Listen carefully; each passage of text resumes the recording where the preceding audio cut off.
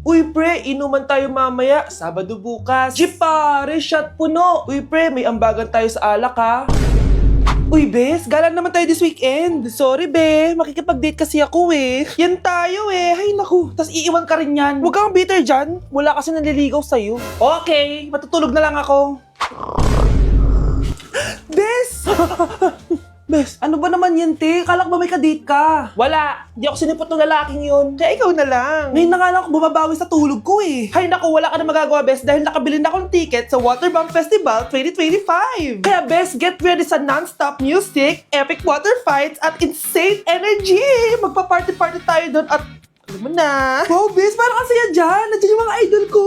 Masaya talaga, Bes, dahil makikita natin si Channel na EXO, si Jessie, at si Wasa. Kaya kayo, tara na. Ito na yung mga dates. Igagrab ko na talaga tong chance na to para makita ko sila. Kaya avail your tickets now and join the Waterbomb Festival on Feb 22 to 23 at Quirino Grandstand located at Rizal Park, Luneta. Tara na, Bes! Magbibihis na ako! Bes, kumalma ka. Sa weekend pa yan. Anak, tumigil ka! Sabi sa balita, nakakamatay daw yung lato-lato. Hindi naman totoo yan, Nay. Buhay pa ako, oh. Akin na yan. Walang maglalato-lato, ha? Ano ba yan, Nay? A few moments later. Wala na akong magawa. Oh, anak, saan ka pupunta? Lalabas lang po ako, Nay. Bawal ka lumabas, anak. Sabi sa Facebook, marami daw nangingitap ngayon. Di totoo yan. Pumasok ka sa loob. Bawal na maglato-lato, bawal pa lumabas. Ano na lang gagawin ko? Init. Anak, wag mo bubuksan yan! Bakit na naman, Nay? Sabi sa Facebook, sumasabog na daw yung mga electric fan ngayon. Nakakatakot na. Ang init-init, Nay. Magtiis ka muna. Ang init-init. Nakakainis. Maniwala lang tayo kung ano yung nasa Facebook. Utu-utu ka pala, Nay, ha? Humanda ka. Nay, sabi dito, siswertihin ka daw. Talaga, anak? Pero sabi dito, kailangan mo muna daw ako bigyan ng pera. Oh, ito, mag-withdraw ka, kahit magkano. Siswertihin na ako. Tapos sabi sa balita, gaganda ka daw kapag binigyan mo ako ng bagong cellphone. Gaganda ako? Oh, ito, bagong cellphone. Sa'yo na yan. Ang dali mo lang pala utuin, Nay. Marami pa ako ipapabili sa'yo. Guys, announcement! Hindi daw papasok si Ma'am. Yes! Wala kaming gagawin! True! Oh, huwag muna kayo magsaya. May iniwan siya activities. Hala! Magsulat daw tayo ng essay sa yellow pad, back and forth. Essay na naman? Tapos di naman babasahin ni Ma'am. Te, yung research natin. Asan na yung bag mo dun? Tigilan mo muna ako, be. Absent nga si Ma'am, di ba? Mag-absent ka na din, te. Kung tamad ka mag-aaral. Ang laki ng ano niya, pre, oh. Oo nga, pre. Kita niyo ba yan? Aba, ano yung pinapanood nyo, ha? Wala to. Ba't ka ba nakikialam? Loko kayo, ha? Magsusumbong ako kay Ma'am. Eh, di magsumbong ka. Pwede na naman. Be, tara, uwi na tayo. Wala naman si Ma'am, eh. Tara, di naman nila mapapansin yan. Hoy, saan kayo pupunta? Kinis kayo, di ba? No, dyan lang kami sa kantin, eh. Oo, sa kantin lang kami. Be, di ako bingi. Dito lang kayo. Maglilinis pa kayo. Babe, TikTok tayo. Sige, babe. Uy, sana all. Ang hirap naman ng step. Eh di kayo na masaya. Magbe-break din kayo. Dito pa kayo naglandian, ha? Humanda kayo kay Ma'am. Good morning, class. Sorry, absent ako kahapon. Ay, hindi. Nasa excuse letter mo, Ma'am. Ha? May pinagsasabi mo, Scarlett. Di ba kapag absent kami, hiningan mo na kami ng excuse letter? Nasaan yun sa'yo? Mahal, gusto ko kapag nagkaanak tayo yung spoiled. Ang cute nun.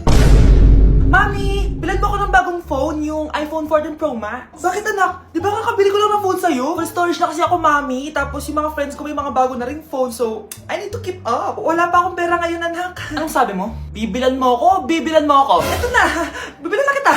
Wow, this is so nice. Mami, ang ganda nitong bag na to. Tara, shopping tayo. Kakabili ko pa lang sa'yo ng bag, di ba? Ang ganda kaya nun. Ang gusto ko, Gucci. Ang binili mo, Gucci. Ang mahal naman ang gusto mo, anak. Nagreklamo ka? Anak-anak ka dyan? Tara, shopping na tayo. Saan ako kukuha ng pera pambili nun? Anak, kain ka na. Pinagluto kita ng paborito mo. Ew, Mami, ano to? Tinola yun, anak. Di ba paborito mo yan? Tinola? Kadire! Gusto ko yung steak from Golf Gang. Steak? Huwag ka lang mag-inarti, anak. Kainin mo na lang yan. Ayoko. Mamatay na lang ako sa gutom. Bakit ba ganyan ka? Di ba gusto mo ng anak na spoiled? O eto na, ayoko na pala. Halika dito, ibabalik na kita sa tiyan ko.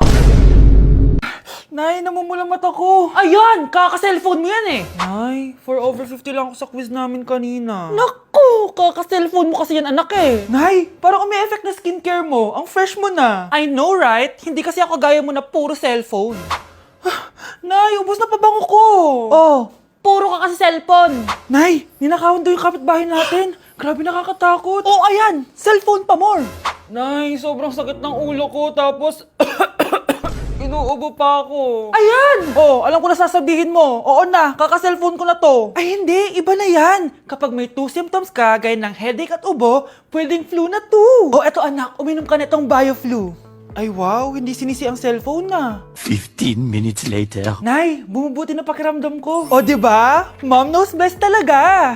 Nay, nawawala yung pera ko sa bulsa. Nakita mo ba? Hindi mo kasi iniingatan yung 500 pesos mo eh. At higit sa lahat, kaka-cellphone mo yan. Ha? Wait, paano niya nalaman na 500 yung nawawalang pera? Be, picturean mo nga ako. Sisend ko lang dun sa crush ko. Sige, Be, mag-posing ka na dyan. Yan, sige pa. Maganda ba, Be? Tingin nga, Be. Tangina mo, Be? Nilaloko mo ba ako? Todo post ako dito tapos naka-front cam pa lang hinayupak ka? Ang pangit mo kasi, Be. Ang klase mo kaya yan. Hampis ko kaya to sa'yo. Walang magkokopyahan ah. Be, masagot ka ba sa number 6? Ay, letter B. Letter B. Thank you. Be, anong sagot sa 10? Be, Pass your papers in 5, Be, ano yun? Be, dali na. Anong sagot sa 10? Sa number 10? Mama mo. Nangita ka? Binigyan kita ng sagot tapos ibabalik mo sa akin? Akin na yun. O, ito. Bigay mo sa mama mo. Ay, sorry na. A few moments later. Be, di ba crush mo yun? Be, huwag ka maingay. Baka marinig niya. Psst, hoy! Crush ka daw na ito, oh! Kung ina mo, Be. Crush mo ako? Hello. Tingnan mo nga yung tsura mo. Pangit mo. Aray!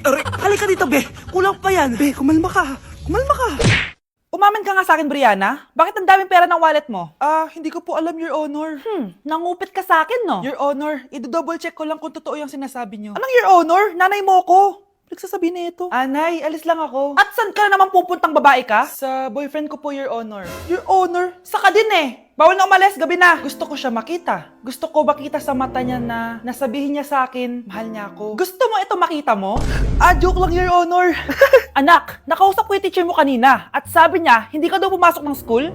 Di po totoo, Your Honor. Your Honor. Pati ikaw? Nag-aral. Ako kanina, baka di niya lang ako nakita kasi nasa farm ako. Ha? Anong farm pinagsasabi mo? Anak, ba't dila ka ng dila? Butiki ka ba?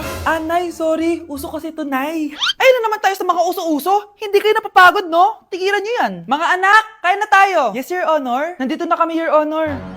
Tama na ka, Your Honor nyo. Your Honor, kain na tayo. Tama na! Tumigil na kayo! Your Honor. Kakagising ko nga lang pala mga mare. Charot lang, kanina pa ako gising. Habang tumatae nga pala ako mga mare, bigla ako may naisip ng pagkakakitaan. Kaya naman nagpahatid na ako mga mare sa malapit na grocery sa amin. Bagong-bago nga pala itong naisip ko mga mare at wala pa nakakagawa nito. Bumili na nga ako ng mga kakailanganin ko mga mare para hindi tayo maubusan ng stocks mamaya. Pagka uwi ko nga, inumpisan ko na agad magluto mga mare. Para naman marami tayong kitain ngayong araw. Wala talagang lugi dito sa small business na naisip ko. Dahil sa isang pack na to, 200 orders na ang magagawa ko dito mga mare. Kakaiba talaga tong fries ko mga mare. Dahil sinigang powder ang nilagay ko dito mga mare. Ito nga pala yung 70 pesos mga mare. Sobrang sulit na talaga.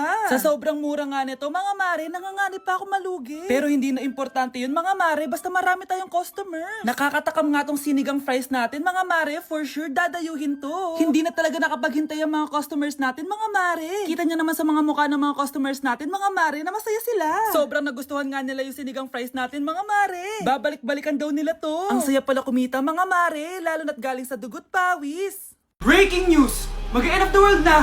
Ulit! Mag-end of the world na naman! Mga anak! Gawin niyo na lahat ng gusto niyong gawin! Mamamatay na ako! Aamin ako sa crush ko! Hello, Michael! Total, mamamatay na rin naman ako! Aamin ako sa'yo! Crush kita! Look, sino to? Wrong number ka ata, miss. Wrong number! Ni-reject! Buti pa ako nakabili ng bagong cellphone. At saan mo galing yung pinambili mo dyan? Sa wallet mo, Nay. Gagawin ko na lahat ng gusto ko. Ang iingay nyo! Nag-review ako dito, oh! Lu, mag-end of the world na nag-review ka pa din? Hindi naman totoo yan. Gawa-gawa lang naman Illuminati yan. Bahala ka. Sasayaw na lang ako sa TikTok bago ako mamatay.